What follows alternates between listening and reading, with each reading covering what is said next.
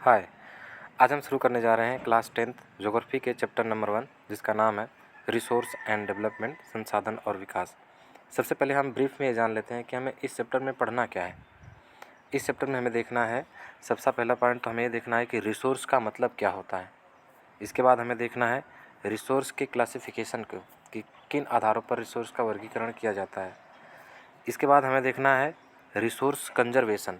Resource हमारे पास तो हैं, लेकिन रिसोर्स को हम कंजर्व कैसे करें, क्या हम उसे बचा कर रख पा रहे हैं, इस बात को देखना है। फिर कंजर्वेशन के लिए क्या स्टेप्स लिए गए हैं। हमें आज तो समझ में आ रहा है कि रिसोर्स हमारे लिए ज़रूरी है, तो हमारे पूर्वज भी तो कुछ ना कुछ तो समझे होंगे, तो उन्होंने रिसोर्स को बचाने के लिए या उन्हें सुरक्षित करने के लिए क्या स्टेप्स उठाए, उन बातों को देखेंगे। इसके अलावा हम देखेंगे इस टॉपिक का सबसे इम्पोर्टेंट हिस्सा, जिसमें पढ़ना है सॉइल के बारे में। सॉइल कितने टाइप के होते हैं, हर सॉइल के कुछ विशेष फीचर्स पढ़ेंगे। इसके अलावा हम पढ़ेंगे सॉइल डिग्रेडेशन क्या होता है, सॉइल इरोजन क्या होता है। ये बेसिक टॉपिक हैं जो हमें इस चैप्टर से एक्सपेक्ट करने हैं, ये चीज़ें हमें इस चैप्टर से जान लेने हैं। शुरू करते हैं। सबसे पहले हम समझ लेते हैं कि रिसोर्स का मतलब क्या होता है। सामान्य भाषा में आप इसलिए पिछली कक्षाओं में भी पढ़े होंगे। रिसोर्स का सामान्य मतलब ये होता है कि हमारे आसपास की वे सारी चीज़ें जो हमारे इन्वायरमेंट में मौजूद हैं, यदि वो हमारी ज़रूरतों को, हमारे नीड्स को पूरा करती हैं, तो हम उसे क्या कहते हैं, रिसोर्स। देख लेते हैं क्लास 10th के हिसाब से रिसोर्स का मतलब क्या होता है।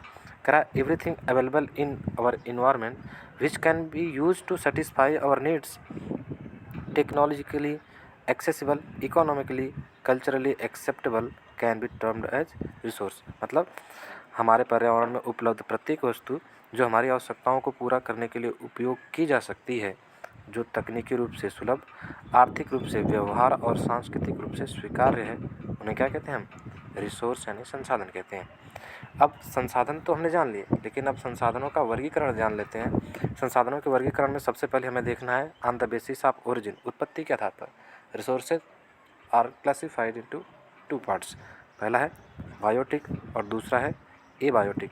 बायोटिक का मतलब लिविंग ऑर्गेनिज्म, पेड़ पौधे, एनिमल्स, माइक्रो ऑर्गेनिज्म, ये सारे कैसे रिसोर्स हैं, बायोटिक हैं। और एबायोटिक मतलब अजैविक का मतलब जैसे सॉइल हो गया, गैसेस हो गई, टेम्परेचर हो गया, ये सारे क्या हैं, एबायोटिक रिसोर्सेज हैं। दूसरा देखते हैं on the basis of exhaustibility, मतलब रिसोर्स की समाप्यता के आधार पर। तो हमने कई बार इन बातों को देख ली है कि दो प्रकार के रिसोर्सेज होते हैं। एक तो होता है रीन्यूएबल रिसोर्स और दूसरा होता है नॉन रीन्यूएबल। रीन्यूएबल रिसोर्स का मतलब ऐसे रिसोर्स जिनके असीमित भंडार हैं, हम एक बार उपयोग करने के बाद दोबारा तुरंत प्राप्त कर सकते हैं, मतलब उसके असीमित भंडार है और समाप्त नहीं हो सकते, नए हो जाते हैं।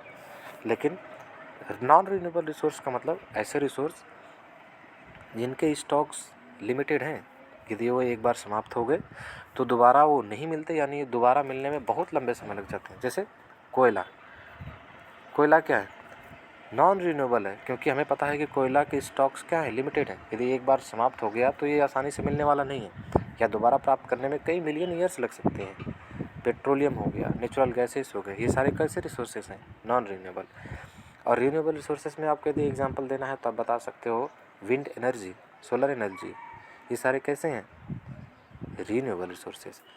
अगला आधार देखते हैं on the basis of ownership, resources का मालिक कौन है। ओनरशिप के हिसाब से, स्वामित्व के हिसाब से रिसोर्सेज इंडिविजुअल रिसोर्स के रूप में क्लासीफाई किए जाते हैं।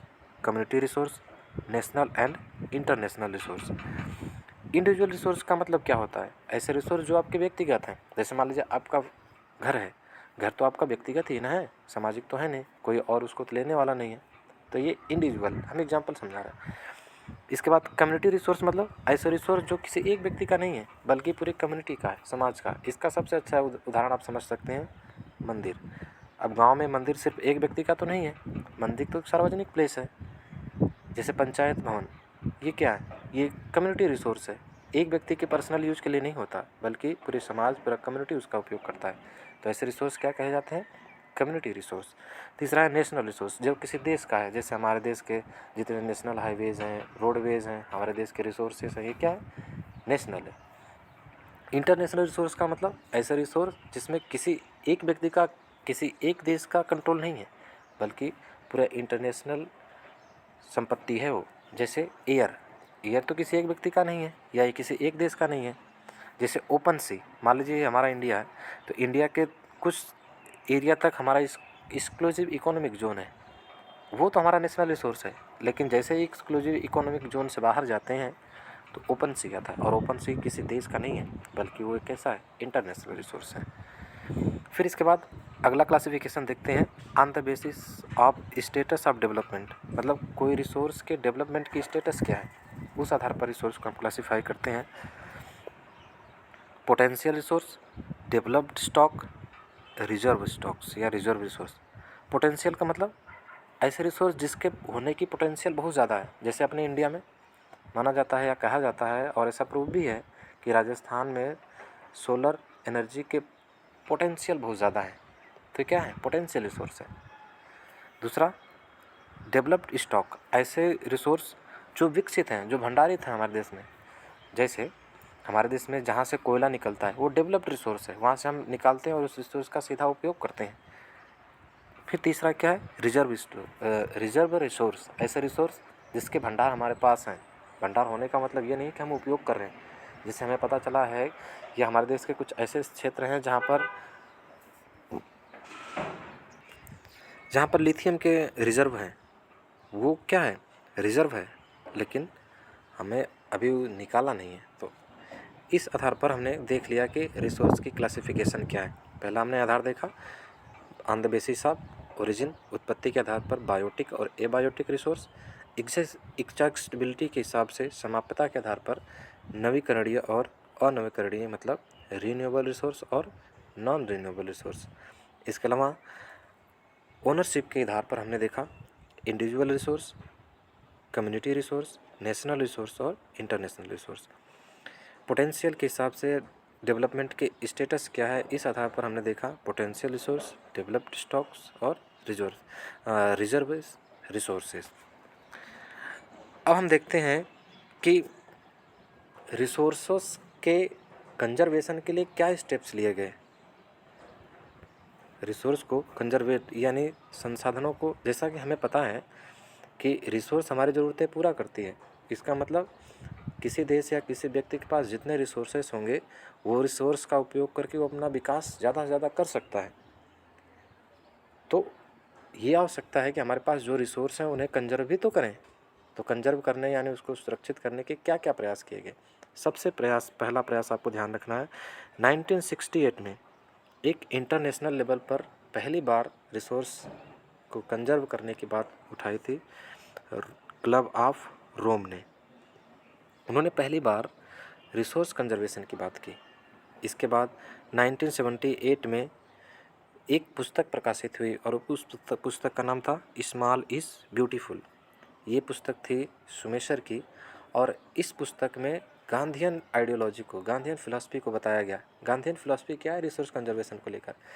गांधी जी मानते थे कि हमारे देश में पर्याप्त रिसोर्सेस हैं, हर व्यक्ति की ज़रूरतें पूरी हो सकती हैं, हर व्यक्ति के नीड्स पूरी हो सकती हैं। लेकिन यदि किसी को अपनी पेटी भरना होगा तो इसके लिए रिसोर्सेस हमारे पास कम हो जाएंगे। तो गांधीयन फिलॉसफी की पहली बार कंजर्वेशन की बात किसने उठाई, सुमेशर ने, और उनकी पुस्तक का नाम था स्मॉल इज़ ब्यूटीफुल। 1987 में एक कमीशन बनी, ब्रूटलैंड कमीशन। इसने एक रिपोर्ट प्रस्तुत की और उस रिपोर्ट का नाम क्या था, आवर कॉमन फ्यूचर। इस आवर कॉमन फ्यूचर जो कि रिपोर्ट थी ब्रूटलैंड कमीशन की, 1987 में प्रकाशित हुई। इसमें पहली बार सस्टेनेबल डेवलपमेंट की बात की गई। ठीक है, अब इसके अलावा व्यवस्थित तरीके से 1992 में रियो डी जेनेरो, जो उस समय ब्राज़ील की कैपिटल हुआ करती थी, वहाँ एक अर्थ समिट कंडक्ट करवाया गया। अर्थ समिट मतलब विश्व के जितने भी देश थे, लगभग 190+ देश वहाँ पर आए, उस मीटिंग में भाग लिए। उस मीटिंग में भाग लेकर उन्होंने इस बात पर डिसाइड किया कि हम रिसोर्स को कंजर्व करने के लिए क्या स्टेप्स ले रहे हैं, आपस में समझौता तक किए, और उन्होंने एक एजेंडा बनाया और उस एजेंडा को कहा गया एजेंडा 21। एजेंडा 21 का मतलब क्या है? उन्होंने ये एजेंडा बनाया कि आने वाली हमारी 21वीं शताब्दी कैसी होगी, हमारी क्या योजनाएं होंगी रिसोर्स को लेकर। ये स्टेप्स देखे गए कि रिसोर्स कंजर्वेशन के लिए ये स्टेप्स उठाए गए। अभी हमने पढ़ा सस्टेनेबल डेवलपमेंट, जिसने पहली बार ब्रूटलैंड आयोग ने अपनी रिपोर्ट में प्रस्तुत की। तो हमें ये ध्यान लेना है कि सस्टेनेबल डेवलपमेंट का अर्थ क्या होता है। सस्टेनेबल डेवलपमेंट का अर्थ होता है कि एक ऐसा डेवलपमेंट जो आप रिसोर्सेज का कम से कम उपयोग करके ज़्यादा से ज़्यादा विकास करें, और ये भी ध्यान रखें कि रिसोर्सेज का अधिक से अधिक दोहन न करें, ताकि आने वाली पीढ़ी को भी उस रिसोर्सेज का फ़ायदा मिल पाए। यानी सस्टेनेबल डेवलपमेंट एक ऐसा डेवलपमेंट है जो पर्यावरण को बिना नुकसान पहुंचाए होना चाहिए विकास, और वर्तमान विकास को भविष्य की पीढ़ियों की ज़रूरतों के साथ समझौता नहीं करना चाहिए। हम वर्तमान में जो भी विकास कर रहे हैं, ऐसा नहीं वो विकास भविष्य की पीढ़ियों के साथ समझौता हो रहा है। It means sustainable development should take place without damaging environment, and development in the present should not compromise the needs of the future generation। ठीक है, आगे देखते हैं। अब हमें देखना है सॉयल एक रिसोर्स। जैसे हमने शुरुआत में रिसोर्स का मीनिंग समझा, फिर रिसोर्स कंजर्वेशन के क्या क्या स्टेप्स उठाए गए वो देखा, सस्टेनेबल डेवलपमेंट क्या है। अब सॉयल, इस चैप्टर में हमें सॉयल रिसोर्स पर ज़्यादा फोकस करना है, क्योंकि सॉयल भी तो हमारे लिए ज़रूरत का काम है। फसल उत्पादन में हमारे लिए ज़रूरी होता है, और भी अनेक तरीक़ों से हमारे लिए ज़रूरी है। तो सॉयल रिसोर्स के रूप में हम इस चैप्टर में पढ़ेंगे। ठीक है, तो soil resource, soil is the most important natural resource. Soil कैसा रिसोर्स है? Natural. It is the medium of plant growth and support different types of living organism on the earth. सबसे महत्वपूर्ण प्राकृतिक संसाधन है सॉयल, और यह पौधों के विकास का माध्यम है। साथ ही साथ पृथ्वी के विभिन्न प्रकार के जीवों को एक बेस देता है, एक आधार देता है। सॉयल कितने टाइप के होते हैं, क्लासिफिकेशन देख लेते हैं। Classification of soils. Soil in India are classified on the basis of chemical and physical property like color, thickness, texture and age। मतलब भारत में मिट्टियों को उनके रंग, उनके मोटाई, उनकी बनावट, आयु आदि के आधार पर अनेक वर्गों में क्लासिफाई किया जाता है, विभाजित किया जाता है। सबसे पहले हम देख लेते हैं एलुवियल सॉयल। सबसे पहला सॉयल क्या है? एलुवियल सॉयल, जलोढ़ मृदा। यहाँ पर आप एलुवियल सॉयल लिख सकते हो। इस चैप्टर में हम सबसे पहले देखेंगे क्या? एलुवियल सॉयल, जलोढ़ मृदा। इसमें पहला पॉइंट हमें क्या ध्यान रखना है? It is the most wide alluvial soil, the most wide spread and important soil in India. Bharat में देखोगे तो एलुवियल सॉयल भारत के सबसे ज़्यादा एरिया में फैला है। और एलुवियल सॉयल, एलुवियल को हिंदी में कहते हैं जलोढ़ मृदा, मतलब ऐसी मृदा जो जल के साथ आई है।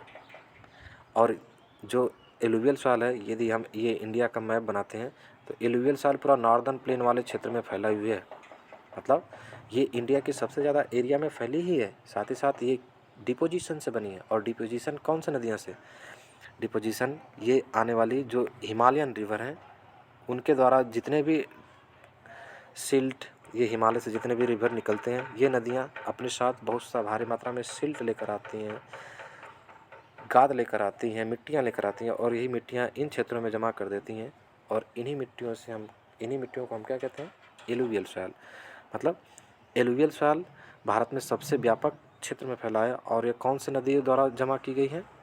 सिंधु, गंगा और ब्रह्मपुत्र नदियों द्वारा जमा की गई हैं। ये एलुवियल सॉयल के बारे में 2 पॉइंट ध्यान रखने हैं। इसके अलावा जैसा कि एलुवियल सॉयल अत्यधिक फर्टाइल है, अत्यधिक फर्टाइल होने के कारण यहाँ पर एग्रीकल्चर भी अच्छा होगा। अब बताइए, जहाँ पर एग्रीकल्चर अच्छा होगा वहाँ पर इंटेंसिव पॉपुलेशन भी तो होगा, वहाँ पर डेंसली पॉपुलेशन भी तो होगा। Intensely cultivated and densely populated due to high fertility. Alluvial soil अत्यधिक उपजाऊपन के कारण यह बहुत ही ज़्यादा उपजाऊ क्षेत्र है, कृषि प्रधान क्षेत्र है, और यही कारण यहाँ पर घनी आबादी भी होती है। अगला पॉइंट ध्यान रखोगे, कौन कौन से क्रॉप्स के लिए अच्छी मानी जाती है? It is suitable for growing paddy, wheat, sugar cane, cereals. ये सारे क्रॉप्स यहाँ अच्छे उगाए जाते हैं। गेहूँ, धान, गन्ना, दलहनी फसलें, इन सारों के लिए अच्छी मानी जाती है। अब एलुवियल सॉइल के भी दो तरह के क्लासिफिकेशन हैं। एलुवियल सॉइल के जो कण हैं, उन कणों के एज के आधार पर एलुवियल सॉइल को दो भागों में बांटते हैं। एक बांगर कहलाता है और दूसरा खादर। जैसे मान लो हमने बताया कि एलुवियल सॉइल हिमालय से निकलने वाली नदियों द्वारा लाए गए अवसादों से बनी है। अब जब हिमालय नदी से नदियाँ निकलेंगी तो ये अपने साथ मिट्टियाँ तो बहा कर लेकर आएंगी। जब मिट्टियाँ बहा कर ले जाएंगी तो मिट्टियाँ कहीं हो सकता है बड़े हों, कहीं छोटे कण हों। तो आप देखोगे जब मिट्टियाँ पानी धीरे धीरे रुकता है तो सबसे पहले बड़े कण बैठना शुरू हो जाते हैं, फिर छोटे कण बाद में बैठना शुरू होते हैं। तो इन्हीं जो बड़े कण होते हैं इन्हें किस नाम से जाना गया है? बांगर। और जो छोटे कण हैं इन्हें किस नाम से जाना गया है? खादर। तो बांगर और खादर एज के आधार पर एलुवियल सॉइल के दो क्लासिफिकेशन हैं। बांगर को हम क्या कहते हैं? ओल्ड एलुवियल सॉइल, क्योंकि ये सबसे पहले बना था और इसमें क्या है? हाई कंसंट्रेशन ऑफ कंकड़ नोड्यूल्स, इसमें बड़े कंकड़ीले होते हैं। जबकि खादर क्या है? न्यू एलुवियल है, fine particles and more fertile. Alluvial soil में बांगर की तुलना में खादर ज़्यादा फाइन पार्टिकल वाला होता है और ज़्यादा फर्टाइल होता है।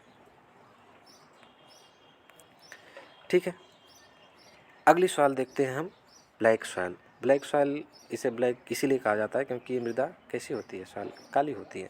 और ये ज़्यादातर ब्लैक सॉइल इंडिया के कौन से क्षेत्र में पाई जाएगी? प्लेटू, दक्कन प्लेटू वाले क्षेत्रों में। क्योंकि हमें पता है कि दक्कन प्लेटू इग्नियस रॉक्स से बनी है और इग्नियस रॉक्स वॉल्केनिक इरप्शन से बना है। अब बताओ, जब वॉल्केनिक इरप्शन होगा तो वो अपने साथ बहुत सारे धूल मिट्टी और कालिख भी तो लेकर आएगा। अब वही टेक्सचर इसमें भी आ जाता है, इसलिए इसका कलर कैसा हो जाता है? ब्लैक। ब्लैक सॉइल में हमें क्या क्या बातें ध्यान रखनी है? आल्सो नोन, ब्लैक सॉइल को और क्या कहते हैं? Cotton soil. Black soil is also known as cotton soil, इसे कपासी मृदा भी कहते हैं। एंड और रेगुर सॉइल, मतलब ब्लैक सॉइल को दो नाम से और जानते हैं, पहला कॉटन सॉइल और दूसरा रेगुर सॉइल। और कॉटन सॉइल कहे जाने के पीछे क्या कारण है? क्योंकि इस सॉइल में कॉटन की खेती अच्छी होती है। दूसरा point, found in Deccan tribe, ये कहाँ पाई जाती है? दक्कन प्लेटू के एरिया में पाई जाती हैं, जैसे महाराष्ट्र, सौराष्ट्र, मालवा, मध्य प्रदेश एंड छत्तीसगढ़। अगला पॉइंट हमें क्या ध्यान रखना है? Rich in calcium carbonate, magnesium carbonate, potash and lime. मतलब ये कैल्शियम कार्बोनेट, मैग्नीशियम कार्बोनेट और चूने में के निक्षेप में तो ये रिच होती है। इसके साथ साथ high moisture retention capacity makes it difficult to be tilled when wet. Black soil की एक खासियत ये भी होती है कि इसके मॉइस्चर रिटेंशन की कैपेसिटी बहुत ज़्यादा होती है। जब मॉइस्चर रिटेंशन की कैपेसिटी ज़्यादा होगी तो उस खेत की जुताई करने में बहुत ही समस्या होती है। जैसे ही वो गीली होती है उसकी जुताई नहीं हो पाती। इसलिए आप पढ़ोगे कि ब्लैक सॉइल में मानसून के पहली बारिश के साथ ही खेती शुरू हो जाती है, क्योंकि यदि मानसून आ गया और बारिश होने लगी तो खेती करने योग्य ही नहीं रह पाती, जुताई ही नहीं हो पाती, क्योंकि मॉइस्चर रिटेंशन की कैपेसिटी इसकी क्या है? ज़्यादा। और अगला पॉइंट तो ये तो जानते ही हैं आप लोग कि black soil ideal for growing crops. ठीक है, आगे की क्लास हम जो भी जितने भी टॉपिक बचे हैं आने वाली अगली क्लासेस में डिस्कस करेंगे। बाकी आप इनके नोट्स भी बना सकते हैं। ठीक है, मिलते हैं नेक्स्ट क्लास में। Thank you.